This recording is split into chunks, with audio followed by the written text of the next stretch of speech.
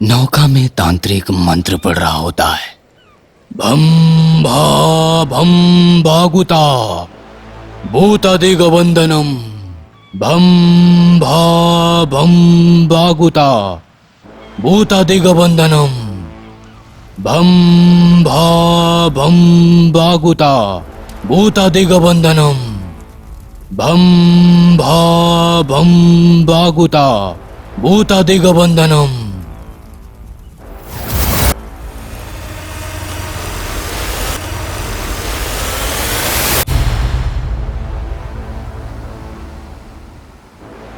पुरुषोत्तम, अब तुम्हें इस प्रेतात्मा से डरने की कोई बात नहीं है। उसे कांच के बोतल में रखकर ढक्कन लगाकर समंदर के बीचों बीच फेंक दिया। उसका बाहर निकलना अब नामुमकिन है। थैंक्स गोरा, आपने मेरी जान बचाई। इस भूतनी की वजह से मैंने अपने को खोया है। मैं जिस काम के लिए आया था वो हो गया। अब मैं चलता हूं। लक्ष्मीपुर नामक गांव में राजू नाम का लड़का रहता था। राजू मछलियां पकड़कर अपना जीवन यापन करता था। वो बहुत अच्छा लड़का था। सबसे मिलजुल कर रहता था और गांव में सभी की मदद करता था। राजू कई सालों तक बहुत मुश्किल से छोटे छोटे नावों से मछलियां पकड़ने जाता था और थोड़ी थोड़ी पैसे जमा करके एक बड़ी सी नाव खरीदा। राजू का जिगरी दोस्त था रामू। एक दिन वो बड़ी नाव से मछलियां पकड़ने के लिए समंदर में जा रहा था। तभी रामू बोला, अरे राजू, इतने दिनों तक छोटे छोटे नावों में जाकर इतनी मछलियां पकड़ कर लाता था। आज इतने बड़े नावों से जा रहे हो, लगता है बहुत मछलियां पकड़ कर लाओगे। अरे रामू, पहली बार बड़ी नाव से जा रहा हूं। तुम्हारी बात अगर सच हुई ना तो रात में तुम्हें पार्टी दूंगा। ऐसा कहकर राजू बड़ी नाव में मछलियां पकड़ने के लिए समंदर में गया। इतने दिनों तक छोटी नाव थी, इसलिए समंदर में दूर तक नहीं जाता था। पर अब बड़ी नाव होने के कारण वो समंदर में काफी दूर तक चला गया। अरे वाह, आज तो दिल खुश हो गया। ऐसा कहते हुए जाल समंदर में फेंका। फेंकी हुई जाल खींचने पर भी वो नहीं आ रही थी। जब वो जोर लगाकर खींचा तब मुश्किल से थोड़ी थोड़ी सी हिलने लगी। क्या बात है, ये जाल इतने खींचने पर भी नहीं आ रही है। खींचो रे जाल है सा, जोर से खींचो है सा, खींचो रे जाल है सा, जोर से खींचो है सा। इस तरह गाना गाते हुए वो जोर से खींचता है। जाल में बहुत सारी मछलियां फंसी थी। साथ ही जाल में एक बहुत बड़ी मछली भी थी। अरे वाह, आज तो मेरी किस्मत खुल गई। अरे रामू, आज तो तुझे पार्टी बनती है। ऐसा कहते हुए समंदर के किनारे पहुंचकर मछलियां लेकर बाजार में जाकर सारी मछलियों को अच्छे भाव में बेच दिया। राजू बड़ी मछलियों को अपने हाथ में पकड़कर रामू और अपने पड़ोसियों को देने के लिए अपने कंधे पर रखकर घर जाता है। तभी रामू कहता है, अरे राजू, कितनी बड़ी मछली है रे, बाप रे। हाँ रे मामा, कितनी बड़ी मछली है, सुपर राजू। अरे रामू, आज इस मछली से हमारी पार्टी होगी, चल चल चल। ऐसा कहकर दोनों घर के अंदर गए और मछली को काटे। मछली के पेट से कांच की बोतल निकली। वह देखकर रामू बोला, ये क्या, इसके पेट में तो बोतल है।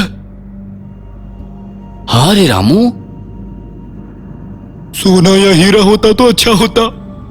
अरे ये बोतल कुछ अजीब सा लग रहा है। हमें क्यों बेकार की मुसीबतें झेलना। फिर से समंदर में फेंक दो, और ऊपर से उसमें ताबीज भी बांधा हुआ है। इसका मतलब जरूर कोई भूत को बंदी बनाकर रखा होगा। तुमने बिल्कुल सही कहा है रामू, ये तो कुछ अजीब सा लग रहा है।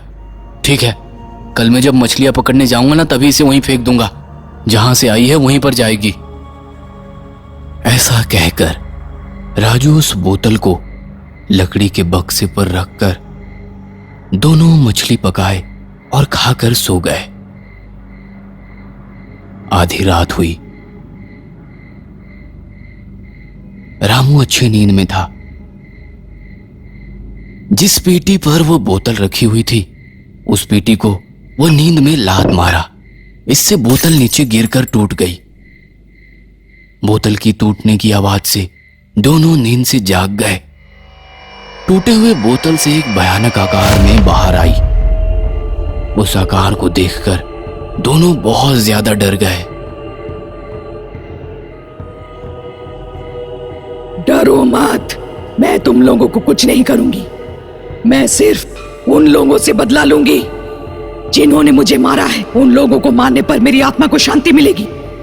तुम कौन हो और तुम्हें किसने मारा और क्यों मारा? मैं तुम लोगों की वजह से उस तांत्रिक के बंदी से मुक्त हुई हूं, इसलिए मैं तुम लोगों को अपने बारे में बताऊंगी। सुनो, मेरा नाम मानसा है। मैं एक अनाथ हूं। बचपन से बहुत ही मुश्किल से पढ़ाई करके डिग्री हासिल की है। पुरुषोत्तम शिपिंग एंड फिशिंग कंपनी में अकाउंटेंट के नौकरी में भर्ती हुई हूं। मेरे ऑफिस के नजदीक रामपुर नामक गांव में एक रूम लेकर रहती थी। मेरा कोई नहीं है, पर मैं सबसे मिलजुल कर रहती थी और सबको अपना मानती थी।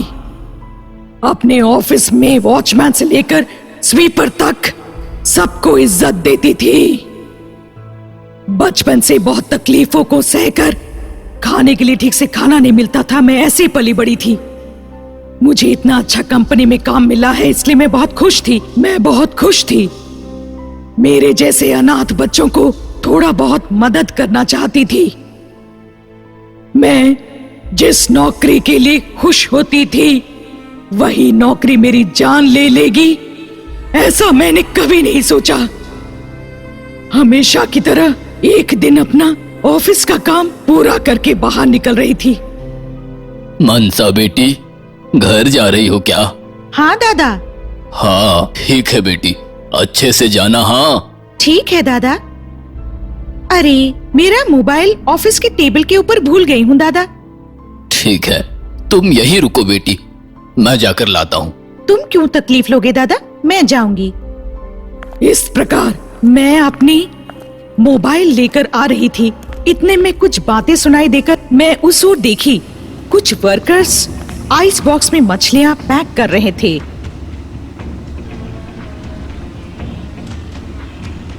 उनमें से एक जन के हाथ से बॉक्स नीचे गिर गई। उनमें से मछलियां नीचे गिर गई। मैं लौटकर जा ही रही थी, इतने में मुझे कुछ चमकता हुआ दिखाई दिया तो मैं उस ओर देखी। वो सोना था। वे लोग सोने को मछलियों में रखकर स्मगलिंग कर रहे थे।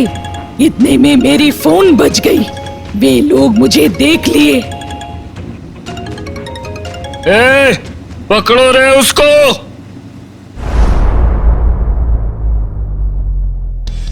पकड़ो, भाग ना पाए। ऐसा कहकर सभी मेरे पीछे पड़ गए। मैं भागते हुए किसी भी तरह से पीछे के गेट से बचकर निकल गई। जो भी हो मुश्किल से अपने रूम में पहुंच गई। किसी भी तरह से इस बात को मैं अपने सर को बताना चाहती थी, वही मेरी सबसे बड़ी गलती थी। हेलो सर, मैं आपके ऑफिस में काम करने वाली अकाउंटेंट हूँ। मेरा नाम मानसा है। सर आपके पीठ पीछे बहुत गलत हो रहा है सर। ये क्या कह रही हो तुम बेटी, सच में? जी सर, मैं अपने फोन से वीडियो भी निकाली हूँ। बेटी, इस बात को किसी से मत कहना, क्योंकि मेरी इज्जत और मेरी कंपनी की इज्जत भी चली जाएगी। नहीं सर, सबसे पहले मैं आप ही को बता रही हूँ। ठीक है बेटी, कल सुबह 10 बजे लक्ष्मीपुर बीच के पास आ जाना। तुम भी आना बेटी, बातें करेंगे। यदि तुम वो प्रूफ मुझे दोगी तो उसमें जो है सभी को हम सजा दिलाएंगे। इस प्रकार अगले दिन 10 बजे मैं लक्ष्मीपुर बीच गई हुई थी। उस जगह में पूरा सन्नाटा छाया हुआ था। जो लोग गोल्ड स्मगलिंग कर रहे थे वो लोग वहीं पर थे। उन लोगों को देखकर मैं बहुत ही ज्यादा डर गई थी। इतने में वहां पर एक कार आकर रुकी। उसमें से पुरुषोत्तम जी उतरे हैं। मैं भागते हुए उनके पास पहुंच गई। सर वही लोग हैं जो गोल्ड स्मगलिंग कर रहे थे, वही लोग हैं वो गुंडे। बेटी, वो वीडियो कहाँ है? नहीं सर, वीडियो से और काम नहीं है। मैं इन लोगों को पहचानती हूँ ना, वही लोग हैं, वही गुंडे। मार डालो रे इसे, अगर ये जिंदा रहेगी तो हमारे लिए खतरा है। मार डालो। तब मुझे पता चला है कि असली मुजरिम पुरुषोत्तम है। गुंडे मेरा पीछा करने लगे। थोड़ी दूर भागने के बाद मैं उनके हाथ लग गई। मैं उनसे बहुत ही विनती करने लगी कि मुझे छोड़ दे, पर मुझ पर उन्होंने चाकू से वार कर दिया। अरे, इतने सालों तक मैं बहुत ही तकलीफें झेल रही हूँ। अभी अभी तो इस छोटी सी नौकरी करके मैं खुशी खुशी रह रही थी। कृपया मुझे छोड़ दीजिए, कहीं दूर चली जाऊंगी सर। दूर जाकर जियोगी, नहीं मर जाओ। दूर जाकर मरो ताकि किसी को दिखाई ना दो। ऐसा कहकर मेरा गला काट दिया। मैं वहीं के वहीं दम तोड़ दी। मरने के बाद मेरी आत्मा मेरा शरीर से अलग हो गया। मेरी लाश को वहीं पर रेत में दफना दिए। जबरदस्ती से मुझे मारने की वजह से मैं 2 दिन बाद प्रेत आत्मा में बदल गई। मुझे मारने वाले को एक एक करके मार कर उनका खून पी गई हूं। एक दिन पुरुषोत्तम अपने साथियों को लेकर कार में जा रहा था।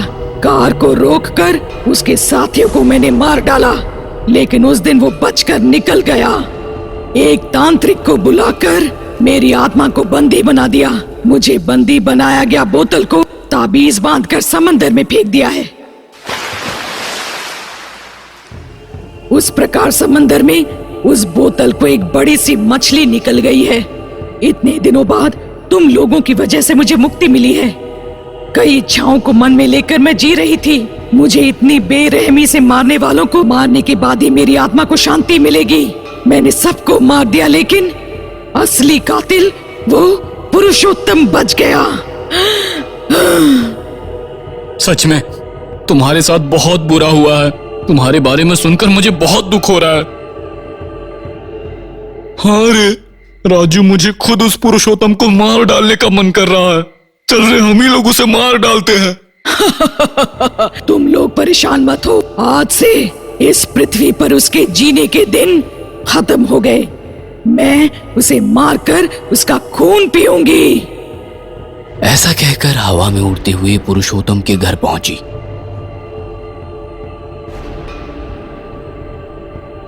पुरुषोत्तम पलंग पर सोया हुआ था। भूतनी पलंग के पास जाकर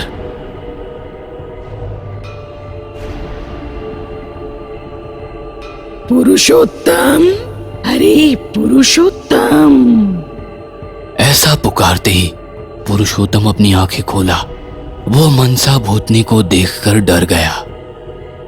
मुझे छोड़ दो चुड़ैल, चुड़ैल देखो मुझे छोड़ दो। मुझे मत मारो, मुझे मत मारो। उस दिन मैं भी तुम्हारे सामने गिड़गिड़ाई थी, पर तुमने बड़ी बेरहमी से मुझे मार दिया है। तुम्हें जो चाहिए मैं दूंगा। अगर तुम चाहो तो मैं अपनी सारी जायदाद तुम्हें दे दूंगा, लेकिन मुझे छोड़ दो, मुझे छोड़ दो। जायदाद का क्या करूंगी मैं भूत हूँ। मुझे तुम्हारी जान चाहिए, तुम्हारा खून पीना है।